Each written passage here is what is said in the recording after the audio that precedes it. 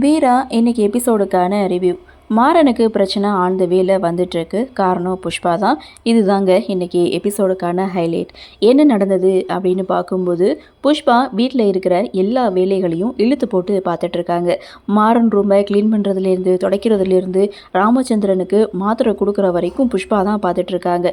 இதெல்லாம் பார்த்த மாறன் வள்ளி அம்மாவை தனியாக கூப்பிட்டு புஷ்பாவை பற்றி என்ன நினைக்கிற அப்படின்னு சொல்லி கேட்க, அதற்கு வள்ளி அம்மா சொல்கிறாங்க, புஷ்பா முன்ன மாதிரி இல்லை, ரொம்பவே மாறிட்டா.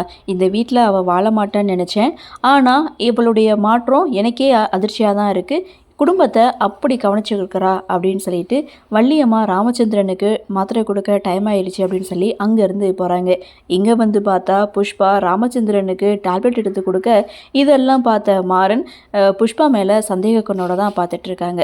அப்படியே சீனை கட் பண்ணால் மாறனுடைய ஃபோன்லேருந்து மலருக்கு ஒரு மெசேஜை தட்டி விட்றாங்க. பக்கத்தில் இருக்கக்கூடிய பார்க்குக்கு வா, உங்ககிட்ட ஒரு முக்கியமான விஷயத்தை பற்றி பேசணும் அப்படின்னு சொல்லி மாறனுடைய ஃபோன்லேருந்து ஒரு மெசேஜை தட்டி விட, இன்னொரு பக்கம் மலர் அதை உண்மைன்னு நம்பி பார்க்கில் போய் வெயிட் பண்ணிகிட்டு இருக்காங்க.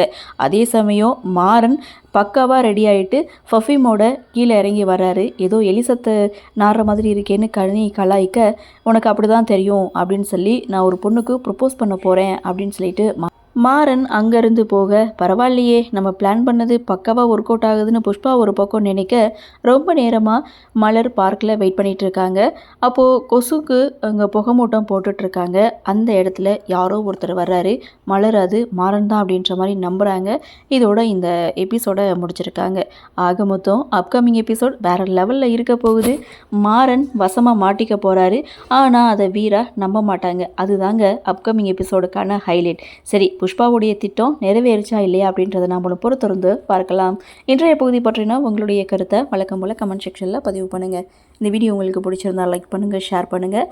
மறக்காமல் நம்ம சேனலை சப்ஸ்கிரைப் பண்ணிக்கிறீங்கன்னு சொல்லி இந்த வீடியோவிலிருந்து விடைபெறுகிறேன். நன்றி, வணக்கம்.